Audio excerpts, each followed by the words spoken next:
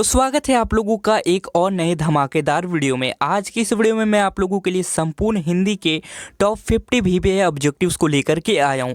ये सारे ऑब्जेक्टिव्स आप लोगों के फाइनल बोर्ड एग्जाम में सीधे सीधे टकराने वाला है, ठीक है। तो बने रहें वीडियो में शुरू से लेकर के एंड तक, और वीडियो को बिना स्किप किए हुए एंड तक ज़रूर देखें, क्योंकि हो सकता है अगर आप किसी क्वेश्चन को स्किप करते हो तो वही क्वेश्चन दोस्तों आपके फाइनल बोर्ड एग्जाम्स में छप जाए, ठीक है। तो चलिए फटाफट वीडियो की शुरुआत करते हैं। तो चलते हैं हम लोग वीवीआई क्वेश्चन 1 की तरफ। तो पहला जो क्वेश्चन है दोस्तों वो आप लोग के सामने है। मृत्यु के कुछ समय पहले स्मृति बहुत साफ हो जाती है, किस पठित पाठ की पंक्ति है। तो यह आपको बताना है दोस्तों कि ये जो पंक्ति है वो किस पाठ से लिया गया है। तो इसका दोस्तों आंसर जो करेक्ट आंसर हो जाएगा वो हमारा ऑप्शन नंबर ए, उसने कहा था। जी हाँ दोस्तों, मृत्यु के कुछ समय पहले स्मृति बहुत साफ हो जाती है, ये जो है उसने कहा था पाठ से लिया गया है, ठीक है।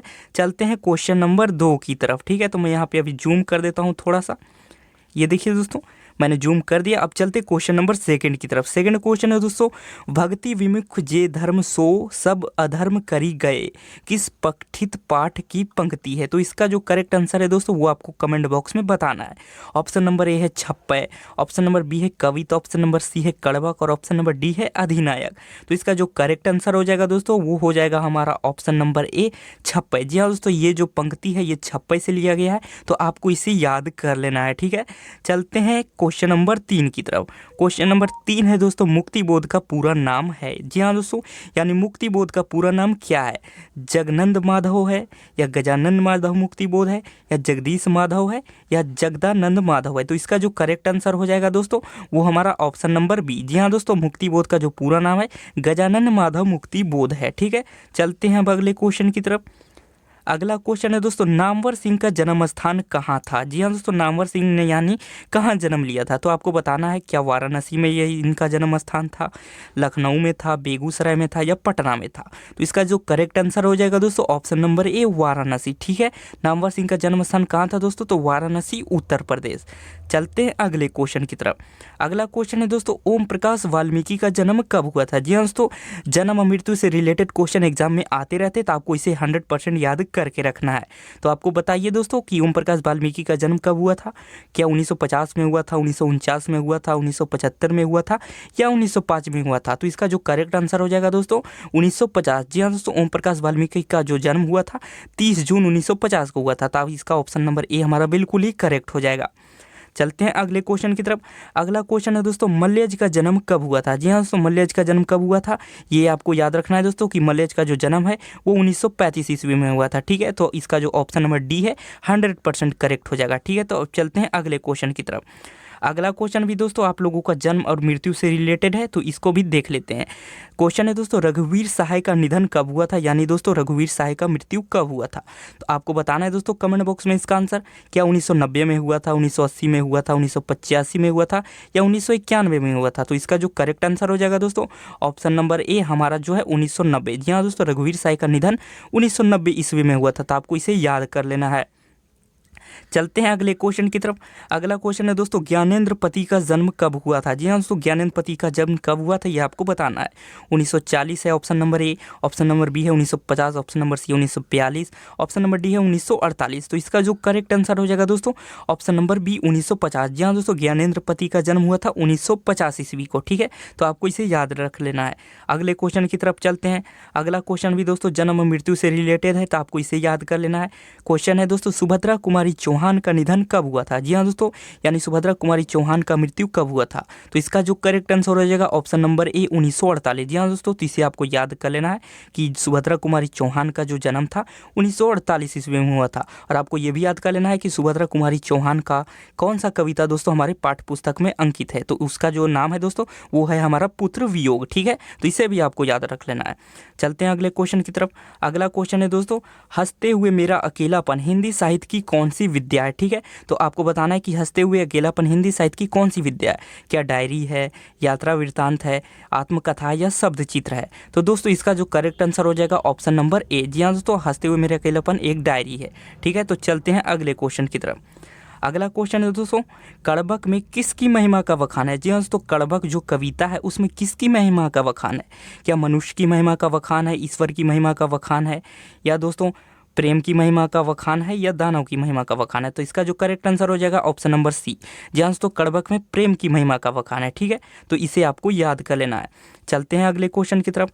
अगला क्वेश्चन है दोस्तों, निम्न में से गद्य कविता कौन है? जी हाँ दोस्तों, गद्य कविता उसे कहते हैं जो कि एक कहानी की तरह ही रहता है। ठीक है, कहानी की तरह ही दोस्तों लाइन बाय लाइन लिखा रहता है, उसे ही हम लोग गद्य कविता कहते हैं। तो इसका जो करेक्ट आंसर हो जाएगा दोस्तों ऑप्शन नंबर डी, हार जीत। जी हाँ दोस्तों, हार जीत आप लोग देखिएगा तो कहानी की तरह ही दोस्तों एक लाइन बाय लाइन लिखा हुआ है। ठीक है, तो इसे आपको याद कर लेना है। चलते हैं अगले क्वेश्चन की तरफ। अगला क्वेश्चन है दोस्तों, ऊषा का जादू कब टूटता है? जी हाँ दोस्तों, ऊषा का जादू कब टूटता है?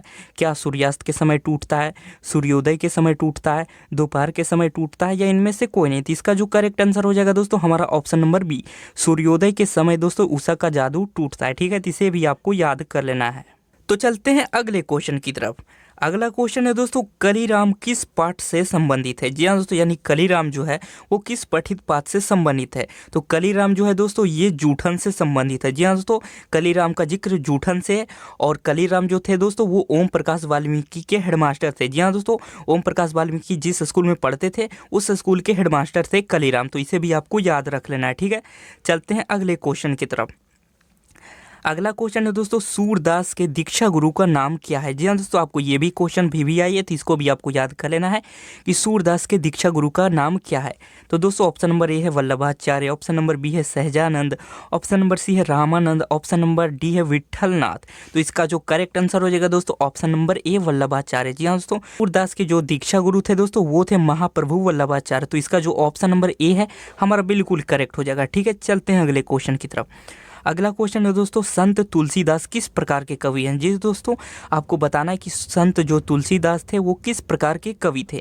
क्या पृथकतावादी थे, छायावादी थे, समन्वयवादी थे, या रहस्यवादी थे? तो इसका जो करेक्ट आंसर हो जाएगा ऑप्शन नंबर सी, समन्वयवादी। जी हाँ दोस्तों, तुलसीदास जो थे वो समन्वयवादी कवि थे। चलते हैं अगले क्वेश्चन की तरफ। अगला क्वेश्चन है दोस्तों, पठित पाठ में तिरिच क्या है? जी हाँ दोस्तों, यानी तिरिच जो है वो किसका जो प्रतीक है? जी हाँ दोस्तों, तिरिच कहानी में तिरिच क्या है? ठीक है, ये इस तरह का क्वेश्चन भी आपको बन के एग्जाम में आता है।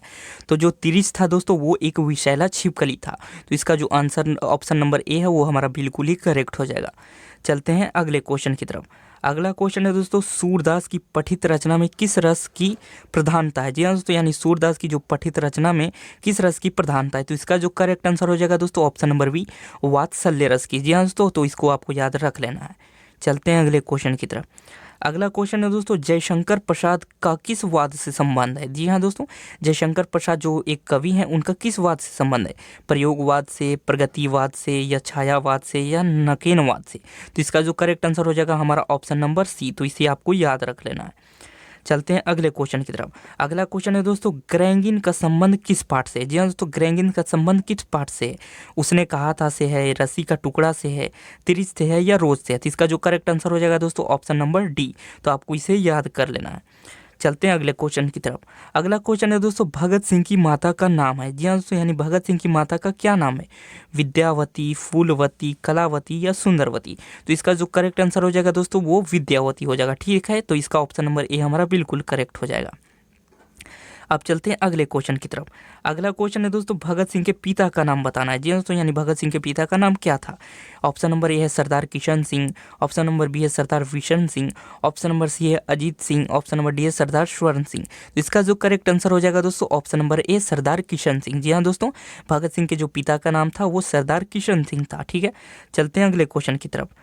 अगला क्वेश्चन है दोस्तों, रामधारी सिंह दिनकर की पत्नी का नाम है? जी हाँ दोस्तों, यानी रामधारी सिंह दिनकर की पत्नी का क्या नाम है? श्यामवती देवी, विद्यावती देवी, या नारायणी देवी, या रत्नावली देवी? तो इसका जो करेक्ट आंसर हो जाएगा ऑप्शन नंबर ए, श्यामवती देवी। ठीक है, जिसको भी आपको याद रख लेना है। चलते हैं अगले क्वेश्चन की तरफ। अगला क्वेश्चन है दोस्तों कि ओम प्रकाश वाल्मीकि के पिता का क्या नाम है? जी दोस्तों, ओम प्रकाश के वाल्मीकि का पिता का क्या नाम था? तो आपको बताना है। तो ऑप्शन नंबर ए है छोटन लाल, ऑप्शन नंबर बी है Lalan Ram, option number C है रतन लाल, और ऑप्शन नंबर डी है जगत राम। तो इसका जो करेक्ट आंसर हो जाएगा ऑप्शन नंबर ए, छोटन लाल। जी हाँ दोस्तों, तो आपको याद कर लेना है इसे भी। ठीक है, चलते हैं अगले क्वेश्चन की तरफ। अगला क्वेश्चन है दोस्तों, ओम प्रकाश वाल्मीकि की माता का नाम क्या है? वहाँ पे पिता का नाम था दोस्तों, यहाँ पे माता का नाम बताना है। तो ओम प्रकाश की वाल्मीकि का जो माता का नाम था वो था दोस्तों मुकुंदी देवी। तो इसका ऑप्शन नंबर ए हमारा बिल्कुल ही करेक्ट हो जाएगा। चलते हैं अगले क्वेश्चन की तरफ। अगला क्वेश्चन है दोस्तों, मुक्ति बोध की माता का नाम क्या है? जी हाँ दोस्तों, मुक्ति बोध यानी गजानन माधव मुक्ति बोध की माता का नाम क्या है?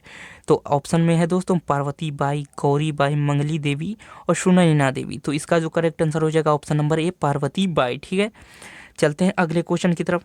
अगला क्वेश्चन है दोस्तों, चंद्रधर शर्मा गुलेरी का जन्म कहाँ हुआ था? ये आपको बताना है दोस्तों कि चंद्रधर शर्मा गुलेरी का जन्म स्थान कहाँ है, यानी इनका जन्म कहाँ हुआ था। तो इसका जो करेक्ट आंसर हो जाएगा दोस्तों ऑप्शन नंबर ए, जयपुर। ठीक है, तो इसे भी आपको याद रख लेना है। अब चलते हैं दोस्तों अगले क्वेश्चन की तरफ। अगला क्वेश्चन है दोस्तों, चंद्रधर शर्मा गुलेरी के पिता का नाम क्या था? जी हाँ दोस्तों, यानी चंद्रधर शर्मा गुलेरी के पिताजी का क्या नाम था? तो ऑप्शन नंबर ए है Pandit Hariram, option number B है Pandit Shivram, option number C है Pandit Ganesh Ram, option number D है पंडित आत्माराम। तो इसका जो करेक्ट आंसर हो जाएगा दोस्तों ऑप्शन नंबर बी, पंडित शिवराम। ठीक है, तो इसे भी आपको याद कर लेना है।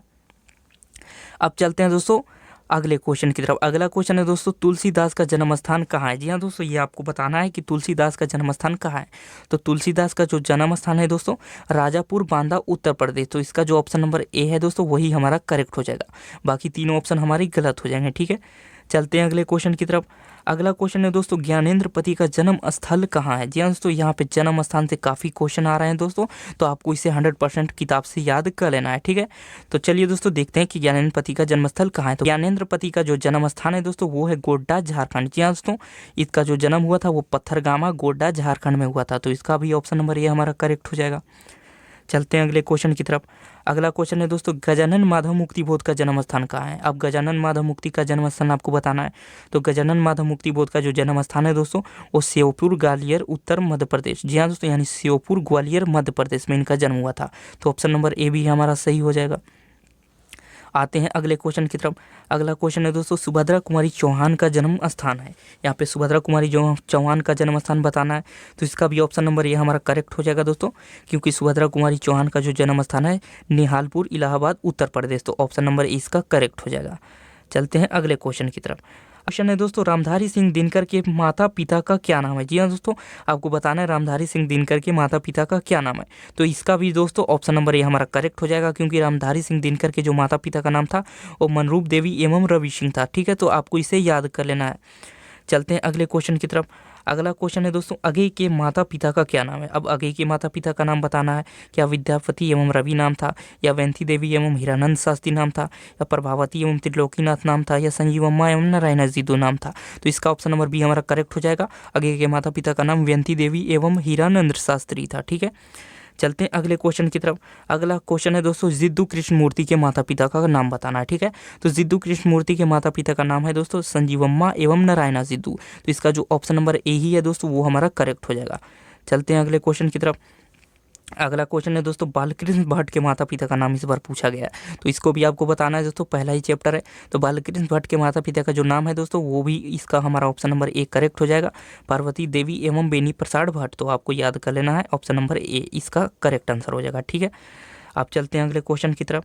अगला क्वेश्चन है दोस्तों, जयशंकर प्रसाद के पिता का नाम क्या है? जी हाँ दोस्तों, यानी जयशंकर प्रसाद के पिता का क्या नाम है?